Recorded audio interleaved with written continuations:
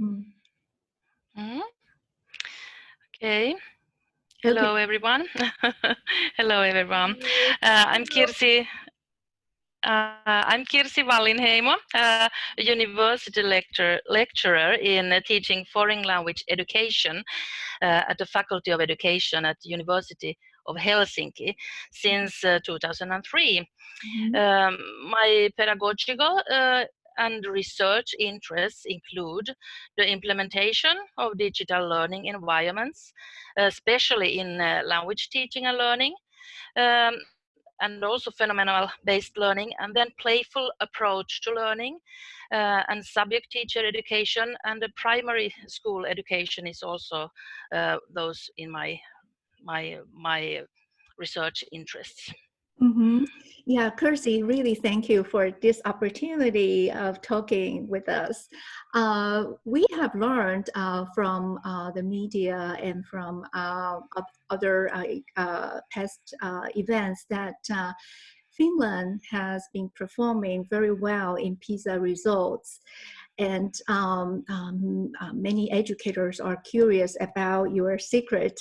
So can you tell us briefly what are the essence of Finland education that we can learn from Taiwan? What are the good lessons for us? Okay. It would not be a secret if I tell you, but I will tell you after all. Finnish school teacher education programs lead to an advanced and research-based degree, and they are so popular among young Finns that only 1 in 10 applicants is accepted every year. And in Finland, we think that every pupil in school is unique and has the right to high quality education. Therefore, universities focus on finding the right people to become career-long teachers. So we get the most motivated future teachers. And in this secret, there is also that Finland's well-prepared teachers, they enjoy significant independence in running their classes. And that's also one thing that they can use the research-based competence which the teachers have. Yes, indeed.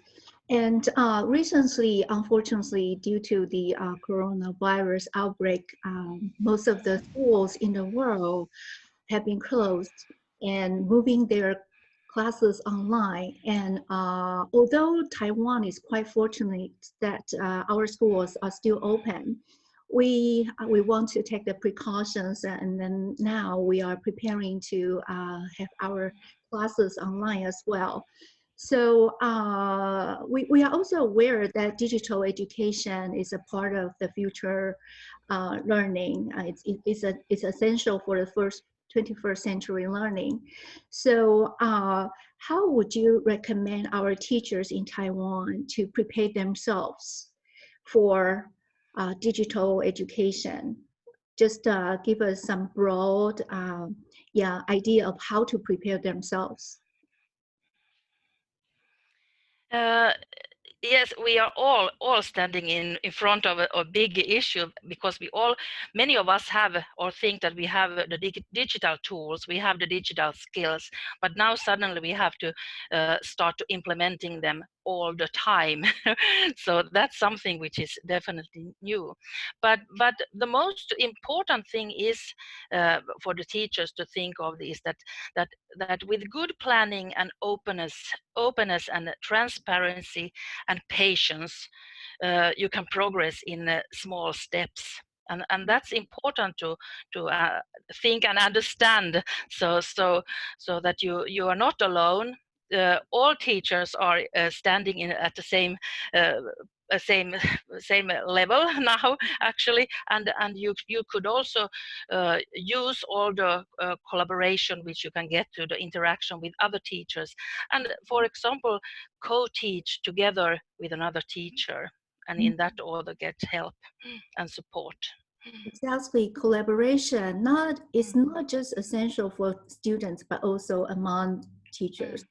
Yes, and yes, so many teachers ask me about your current status in terms of digital learning. Well, how is Finland implementing digital learning in your schools right now? Can you give us some idea of yeah, where you are? Mm. Okay, the core Finnish national curriculum describes 7 transversal competence areas, and one of those areas is ICT competencies. Mm-hmm. And ICT skills are important civic skills nowadays, of course, but in themselves, and as a part of multiliteracy skills as well. And so ICT is the object and tool of learning. So that's how we think in Finland. And in basic education, all pupils have opportunities to develop ICT skills. And it's systematically utilized in all grades of basic education, in various subjects, and in other schoolwork. So the ICT is like a pen traditionally. So now we have the ICT with us all the time. Mm-hmm. Yes, and Finnish education is also known for phenomenon-based learning. Many teachers are wondering, how do you apply phenomenon-based learning into your course design, and especially in the virtual condition? And how do you design your content? How do you integrate in materials, encourage interaction, etc. So this would be more about digital pedagogy. Yeah. Now we are standing in a difficult, demanding situation, because now this phenomenon-based teaching actually needs a lot of collaboration and maybe co-teaching. If you're going to put several subjects together, and if you have subject teachers, so for example, I can give an example about language teaching, language education, and how you can work with other subjects. So language and math and art, for example, could work online like this, that you have to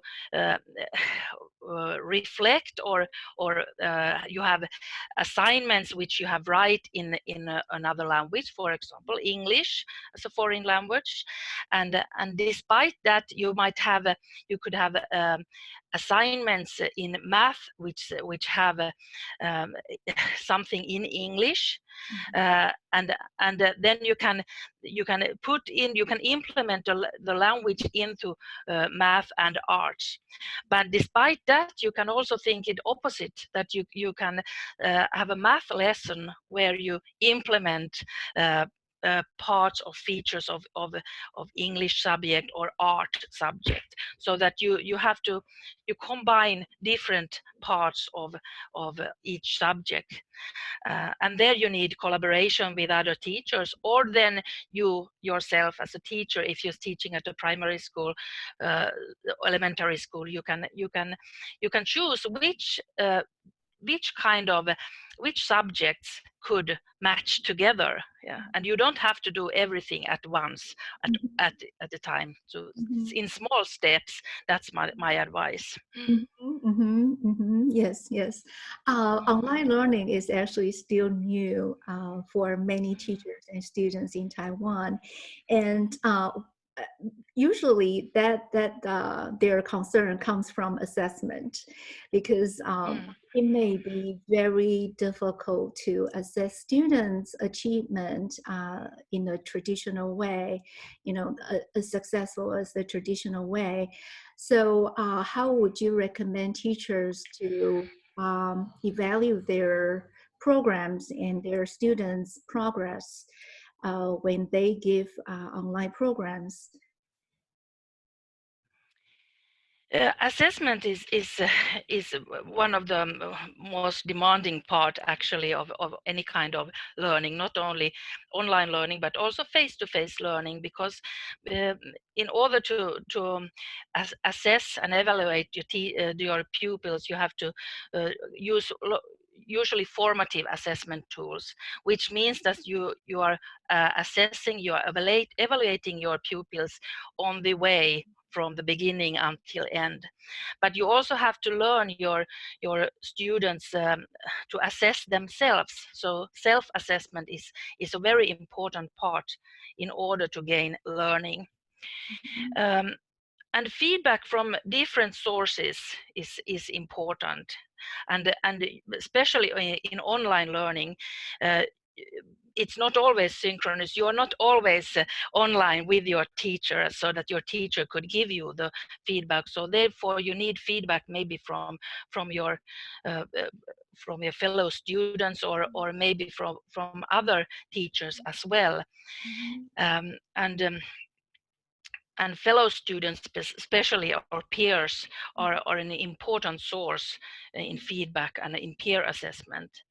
And there are, of course, when we are talking about online learning now, and distance learning, so there are digital assessment platforms which you can use, and which helps, and it makes it possible for the teacher to keep track with students' individual progress, and that's something which is important in online assessment, so that the teacher can with the information which the platform gather about the students' progress, so this kind of learning analytics, so that could prove useful in group distance learning situations, so that the teacher then can choose to pay more attention to some student, or maybe give some more demanding tasks, or maybe give some more help and support. So there are several things to think about, but all of them are very useful then. Yes, and I understand that recently, just in March, you have designed a special teachers teaching training program to some teachers in Sharjah, UAE. And the program is teaching from distance, right?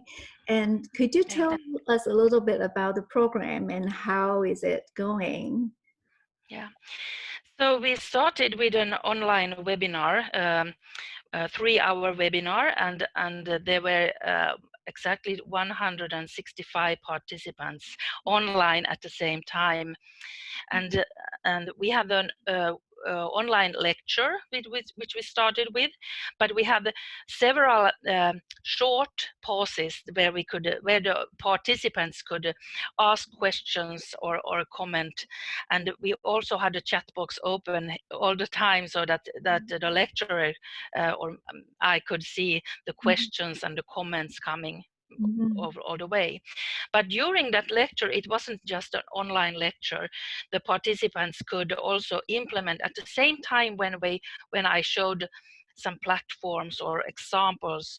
The participants were able to test them by doing an assignment which had something with online pedagogy, digital pedagogy to do. So it was learning by doing, and then they, of course, could get back to the webinar. The first part was about planning and procedure, how to do, what to do online. And the third part, or the second part, was then about assessment. And we are still continuing with the assessment part. So now those teachers have been implementing all the planning and the procedure, and now after a couple of weeks now, they need to start to assess seriously their students and pupils before they leave to the summer holidays. So that's the part which is now continuing, but yes, shortly. Wow. Yeah, it sounds exciting. Yeah, the teachers, sounds very excited to jumpstart the program. Our teachers are also looking forward to it. So for participants of this program, do you have any suggestions in terms of how they prepare themselves before they come? I would say that the most important thing is that be open-minded now, and also think about that you already are experts in teaching. So now you only have to focus on maybe gather some information, maybe get some competence in the technical part, or then in the part where you put the technical part together with the pedagogy. Yes. But usually teachers they know what to do, and when they are online as well as face to face, the most important, of course, are the pupils. So whom are behind the screen? So you are not doing this for yourself; you are doing it for your pupils. Yes. Yes, exactly. Thank you so much, KIRSI. We look forward to seeing you soon online. Yeah. Thank you. Thank Bye you. bye.